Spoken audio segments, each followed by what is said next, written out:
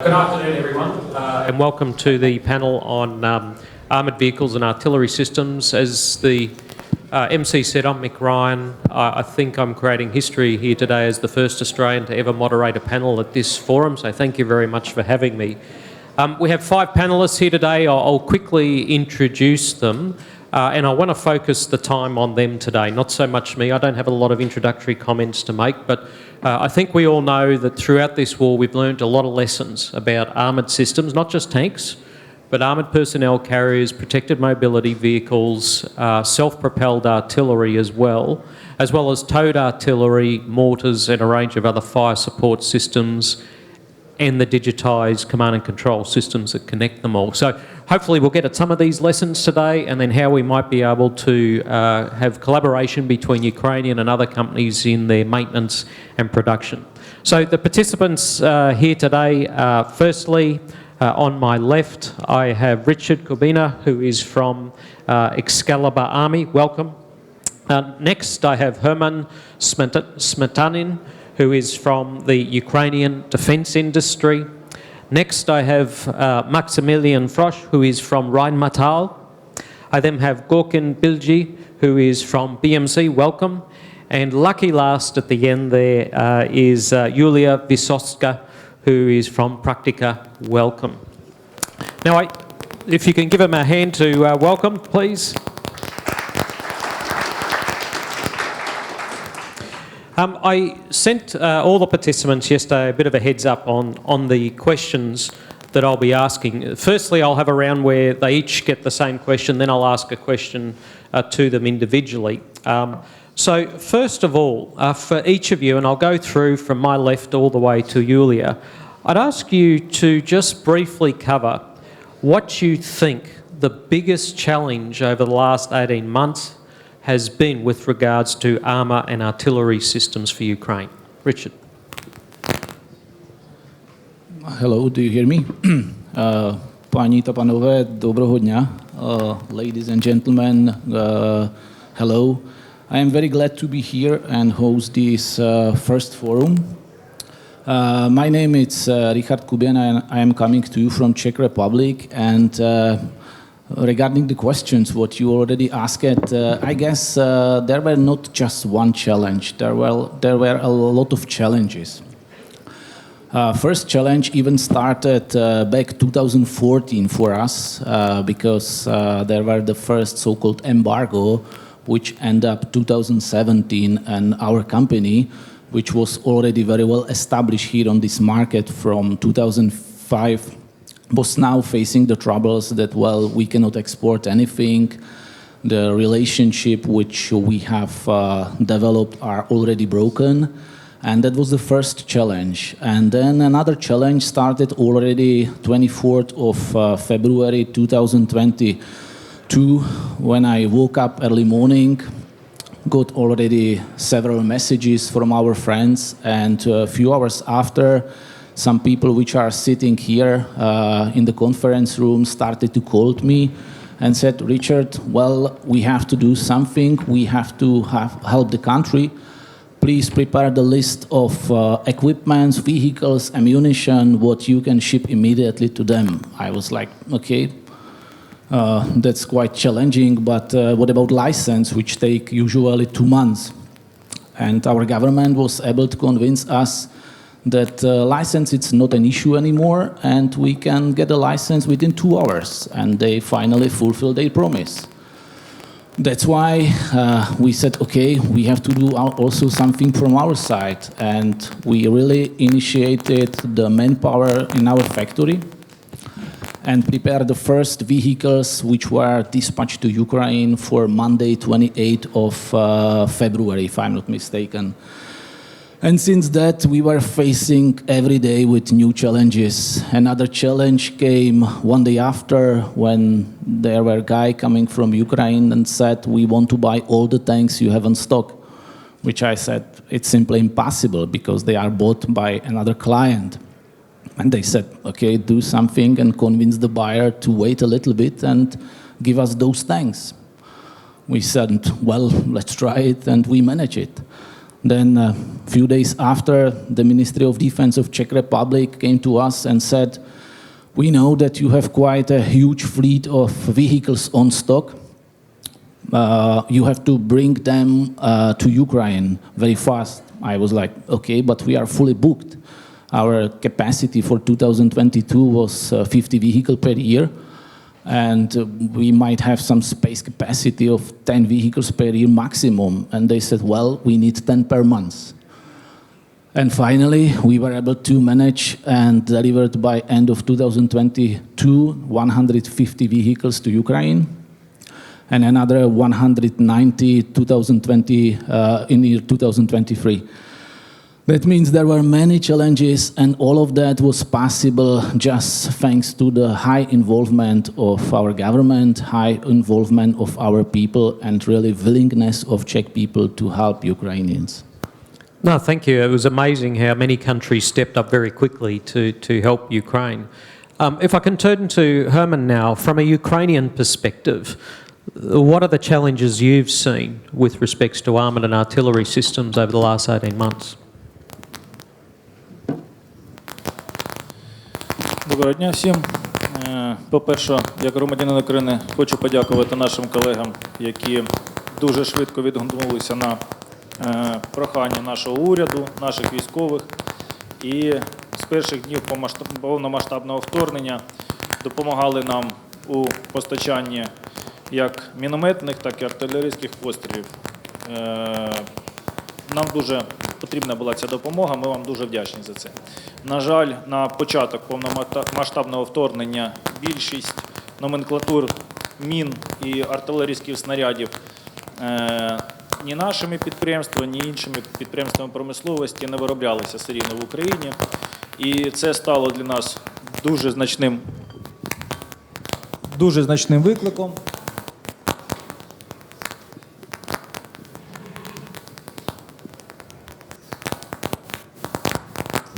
Дуже значним викликом для нас стало, але завдяки тому, що ви в тому рахунку та інші наші партнери надали нам час необхідний для розробки робочої конструкторської документації, технологічної документації, підготовки виробничих ліній, ми змогли встояти в той короткий проміжок часу, в який нам потрібно бути для початку серійного виробництва. Наразі ми маємо вже досить широку номенклатуру виробів, які ми виробляємо в Україні.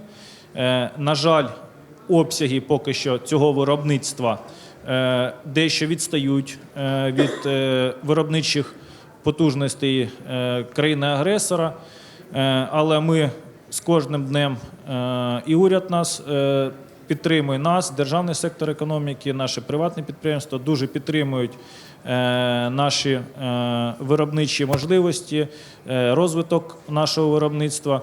Тому ми з кожним днем збільшуємо обсяги виробництва. Дуже вам вдячні за вашу підтримку. Паралельно працюємо на те, щоб можна було зменшувати обсяги отримання матеріально-технічної допомоги боєприпасами, обсяги закупівлі боєприпасів. Будемо сподіватися, що ці темпи будемо підтримувати з кожним днем. Будемо раді допомоги у виробничій кооперації, бо якщо ми з початку повномасштабного вторгнення просили боєприпаси в цілому, комплектно, пострілами, на сьогодні вже ряд номенклатури виробляємо самостійно, по ряду мінометних пострілів та артилерійських снарядів ми вже працюємо в тісній кооперації з країнами-партнерами, з вами. Дуже вдячні вам за допомогу в налагодженні серійного виробництва. Тому для нас було найбільшим викликом це розробка, по-перше, бо вона займає довготривалий час, але наші інженери, наші конструктори, технологи зуміли скоротити цей час на освоєння виробництва, запустити його. На сьогодні перед нами стоїть виклик масштабування. Активно зараз наш президент, міністр стратегічної галузі промисловості, Офіс президента працюють над тим, щоб Міністерство закордонних справ, над тим, щоб ми могли отримувати по кооперації комплектуючі і нарощувати власне виробництво. Тому ще раз всім дуже вдячний за те, що співпрацюєте з нами, з нашим підприємством. Я думаю, що і приватний сектор дуже вдячний вам за те, що ви допомагаєте нам впоратись з тим викликом, який називається збільшення, розробка, збільшення, масштабування серійного виробництва боєприпасів. Дякую. Great, thank you. I appreciate that. And like you said, we're all here to help Ukraine. If I can turn to Maximilian now, your thoughts on the biggest challenges that you've experienced over the last 18 months. Yeah, thank you very much. My name is Maximilian Froch, representing Rheinmetall Group. Here, a pleasure to be here and to take this question. I think we can certainly agree that there's not only one big challenge, there are many big challenges. Some of those could be solved on really short notice, which was kind of very impressive in particular, but already has been mentioned when it's about export licensing, a process that normally took quite a while. When it's about to support Ukraine, German government and other governments globally are really fast in issuing such approvals, which is excellent to provide support on very short notice. Same as the colleague just said. Also in Germany, we have been asked to provide a list what could be provided on short notice, what could be provided medium term, what could be provided long term directly after this terrible war started. We did this, and many of those systems could be delivered in the meantime. We have delivered several of hundreds armored vehicles, infantry fighting vehicles, several hundred thousands of rounds of ammunition, medium caliber to large caliber. So lots of things have been initiated and contribute to this fight against Russia. However, one of the real big challenges that is remaining is, however how much we deliver, demand seems to increase even more. So right now, that is one of the key areas of activities, in particular also within Rheinmetall, is to increase capacity, to rebuild supply chains, to tackle this challenge, to supply as much as is needed in Ukraine. And not only limited to supplying, another big challenge that then actually occurred also is keeping those systems in service. So making, for example, an infantry fighting vehicle armada combat ready again is one part of the story, but keeping it in service in a country where war is something that has been completely new for many industries.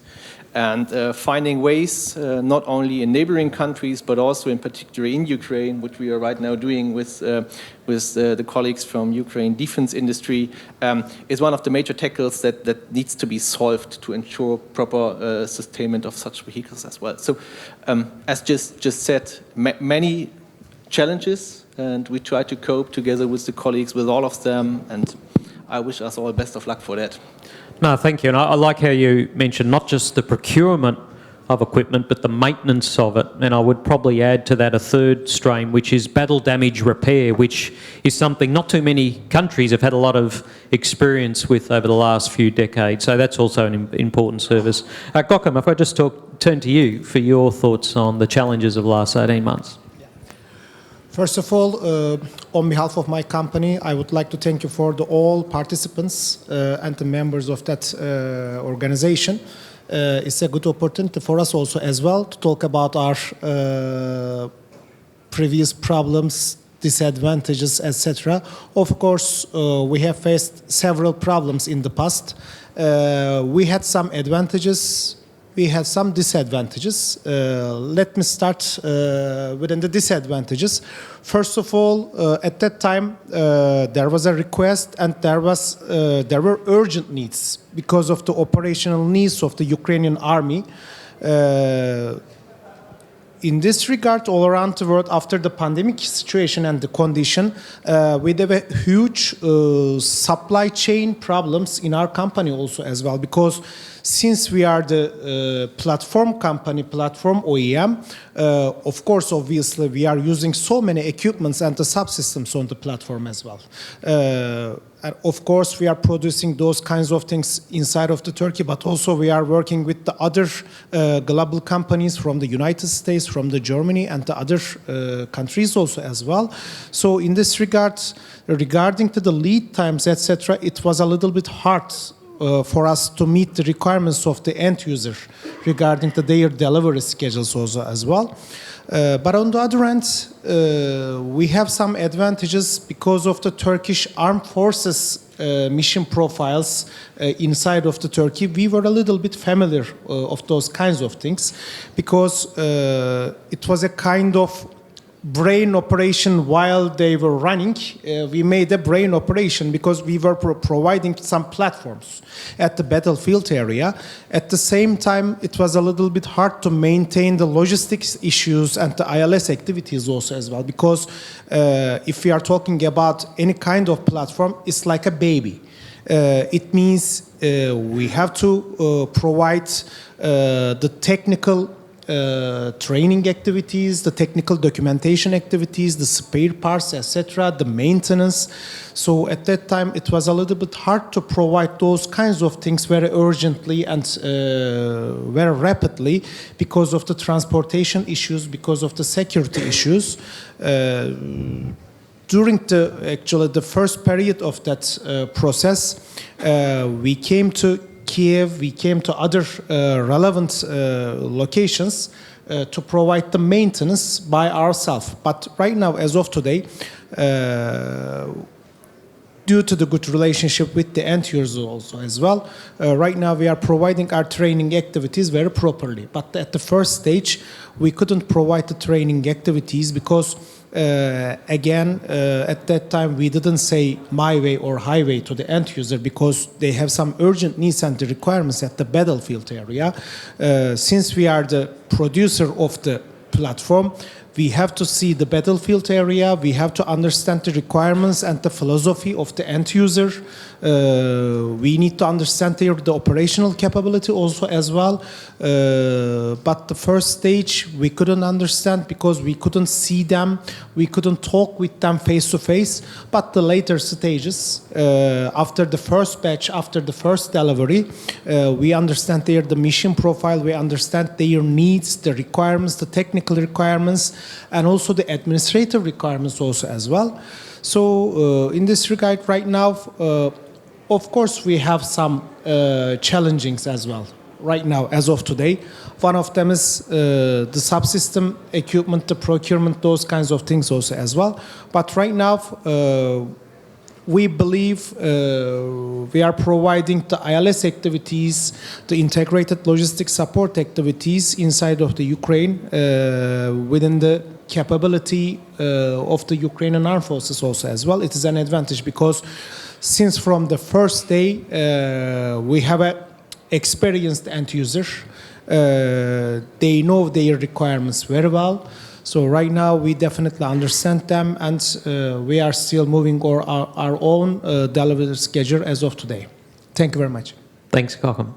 And Julia, I'll let you bring home this conversation on the challenges and to wrap that section up. Yep. Firstly, let me introduce myself. Good day. Thank you very much for coming, for support to Ukraine. My company produces armored vehicles. Maybe you've heard the name Kazakh. It's a family of different vehicles. Now we produce about 60 per month. It's quite a lot. We produce from 4x4 to 6x6 to different ministries and official bodies who are on the battlefield, police, etc.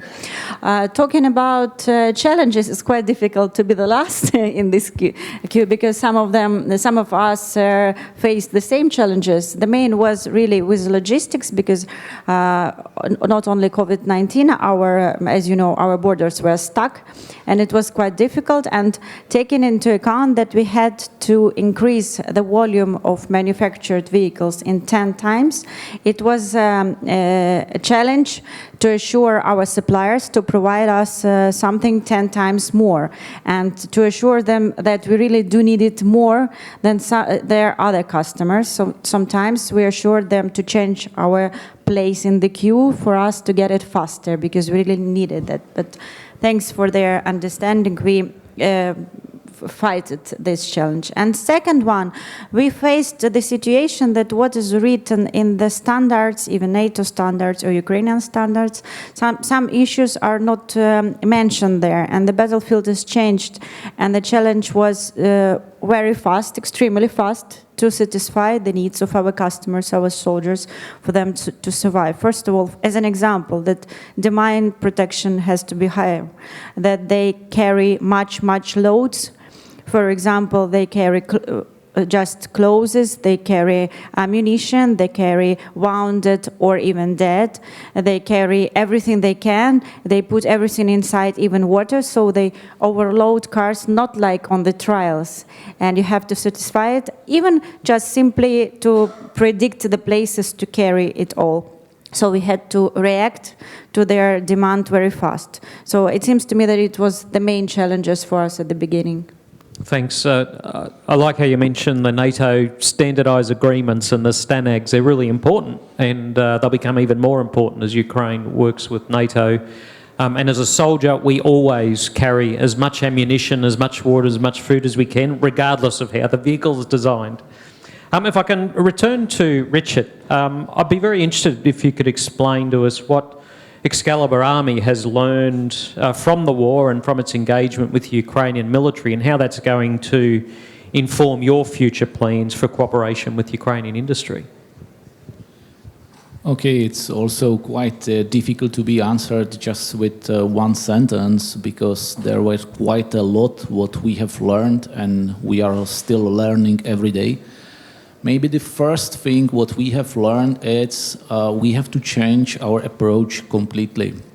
Prior the war has started, the Ukrainian companies were also considered as a partners, but many of them were considered as a competitors for us. We immediately changed our approach, and competitors became friends and business partners, which can help us, to increase our production. Second, what we have learned was that we have to increase our flexibility. It doesn't mean that we were not flexible before, but at that time, if customer was asking for some special bracket, switch or function, we were always claiming, okay, but it needed time and R&D and proper study. But with the war, it was completely different. There were soldiers coming and saying, okay, your vehicle is excellent, but with this function, for example, if the hoses and hydraulic pipes are not covered with additional plate, it can be easily damaged in the minefield area. And we were like faced with the problem, okay, we have to do something, and just simply weld the plate. Then another point which was also very important was that our business was based on a long-term partnership with our suppliers. Unfortunately, many of those suppliers failed, and we started to understand how to build up the independence. Because some 35 years ago, there were complete production of almost all the components, aircrafts, engine, barrels, ammunition, propellants, etc. in Czech Republic and in Slovakia. And now there is, just few companies left, and you really have to look after some suppliers.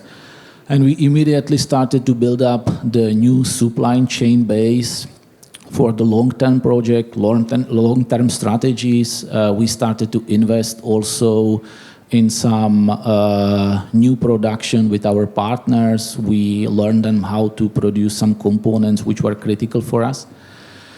And another very important issue was with the manpower. I must say, thanks God, there were many refugees and many people running out of Ukraine with their families, members. Ukrainian people, they are very well educated, skilled, and hardworking. They were able to work, the first months, 14 hours per day, including Saturday and Sunday, just to help the country.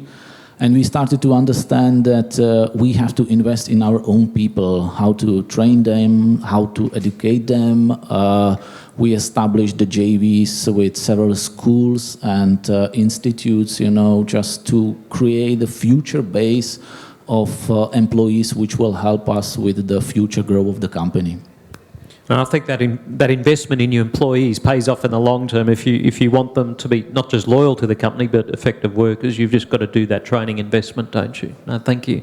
Herman, if I could turn to you now. I mean, with regards to Ukraine's desire to expand domestic defence production, can you explain Ukrainian policies that might make it attractive for foreign companies to invest in Ukrainian defence industry?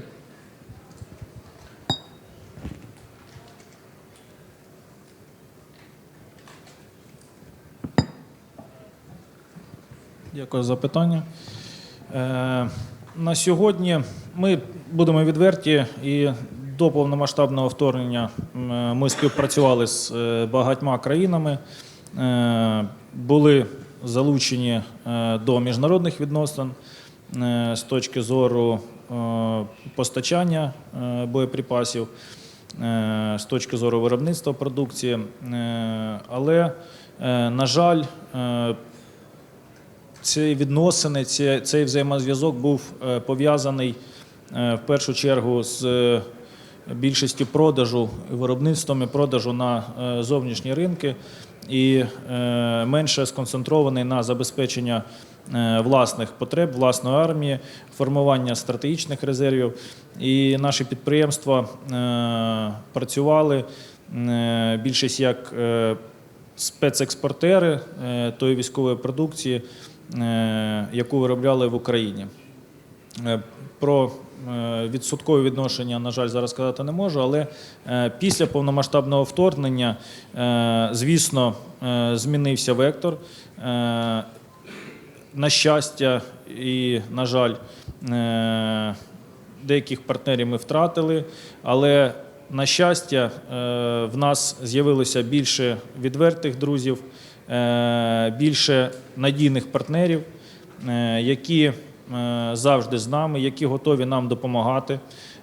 Тих партнерів, які готові допомагати, готові розвивати не тільки нас, розвиватися разом, створювати нові продукти, бути на найкращих полігонах на сьогодні світу, разом випробовувати ту продукцію, яку виробляють і за кордоном, і безпосередньо в Україні, знаходити можливі шляхи співпраці не тільки як постачання продукції, але розвитку спільних виробництв на території України.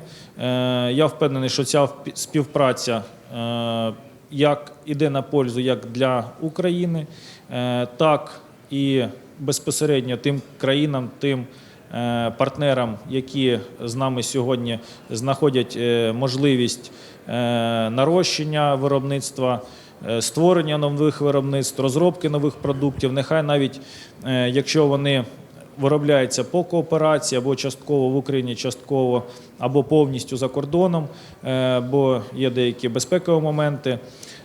Тому хочу відмітити те, що на сьогодні міжнародне співробітництво тільки буде поширюватися, буде становитись більш глибшим, не тільки з точки зору матеріально-технічної допомоги, але й з точки зору створення нових спільних проєктів, тих проєктів, які будуть актуальними ще багато років в майбутньому. Ці проєкти, які на сьогодні створюються, вони, я впевнений, відповідають вимогам майбутнього. Вони принесуть як економічний ефект, так і ефект безпековий з точки зору забезпечення нашої армії, армії наших партнерів, тому що те виробництво і те озброєння, яке буде вироблено, перевірено, модернізовано, доопрацьовано, створено, можливо, деякі продукти пройдуть декілька генерацій виробництва і розроблення в Україні, воно буде спільним надбанням нашим та наших партнерів. І ця співпраця, яка на сьогодні започатковується або посилюється, вона є хорошим підґрунтям для нашого спільного майбутнього розвитку. Дякую. Thank you, Herman. If I can turn to Maximilian now, there's been lots of talk about the death of the tank, which I totally disagree with. But what we've actually seen over the last 18 months is a reinvigoration, renewal of interest in tanks and infantry fighting vehicles, armoured personnel carriage, self-propelled artillery. And whilst the demand has gone up, production capacity is quite limited. How do Western nations and companies potentially work with Ukraine to close that gap between demand and supply? Yeah, thank you very much for this question. I totally share your opinion. So, but however, if you have viewed and followed press before war started, there also always have been a discussion. Do you really need tanks? How much tanks do you need? Obviously, this has changed. Now the question is more or less, can you have enough? So this is more or less the setup in that we are now working, and that is also what is putting a lot of stress and pressure on industry, because capacities before the war have been limited. There is rather no vehicle on stock or in arsenal, so it was about on high-speed mode, trying to expand those capacities to cope with the huge demand that in Ukraine actually occurs. So what basically industry is now doing is try to manage the whole supply chain, expand capabilities not only in the OEMs but also along the whole supply chain, because at the very end, if there is a screw missing and the vehicle could not be delivered, it's a mess. So it's about having control over the supply chain. It's about building resilient structures, so as independent as possible, and especially when it comes to export approvals from nations that might not support this venture. It's about being able to produce fast speed, high quantities, and deliver as quick as possible to Ukraine to support the soldiers in this war. And this is exactly what also Rheinmetall Group is doing right now. So in all our domains we are active in, we are trying to expand those capabilities and capacities we do have. It's about hiring new staff, which is also sometimes a challenge. It's about educating, it's about getting the materials in the proper time to manufacturing sites to produce vehicles. What also has been kind of challenging in this setup is that when the war started, we tried to do a lot of refurbishment of vehicles that have been on stock to be faster than only relying on production of new vehicles. So this is also something that has to be managed, since if I talk about vehicles that have not been in service anymore in armed forces, the supply chain has to be some kind of reactivated, reanimated. But this by good luck and the support of all suppliers worked pretty well. And what now needs to be done, because it's not only about capacities that we do have in the Western industry, is now we need to transition this into cooperations with Ukrainian industry to also use their workforce, their capabilities, and build up a resilient defense infrastructure in Ukraine together with valuable partners. No, thanks, Maximilian. We talked about heavy armoured vehicles, tanks, infantry, fighting vehicles. I'll throw to Gökhan, because BMC is a major automotive player in Turkey, and one of your products is MRAPs, or protected mobility vehicles, which they're not infantry fighting vehicles, they're not trucks, but they fill a very important battlefield and support role in the protective movement of soldiers. Can you just talk about some of the things that your company has learned and will incorporate into future iterations of designs that might be used by Ukraine and other countries?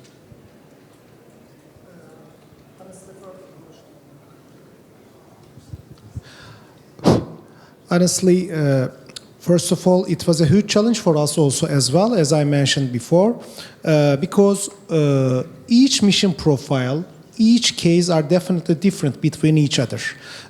In the past, also, we were working with the Turkish armed forces at the southeastern part of Turkey regarding to some regional conflicts, etc. And we have learned so many things from the end user.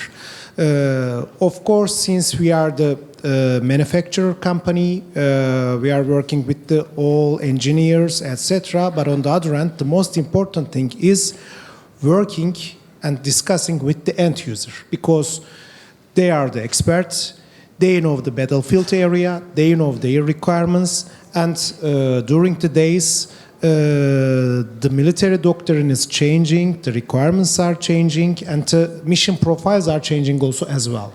So in this regard, the advantage is the end user, the communicating the end user. This is the most important thing for us.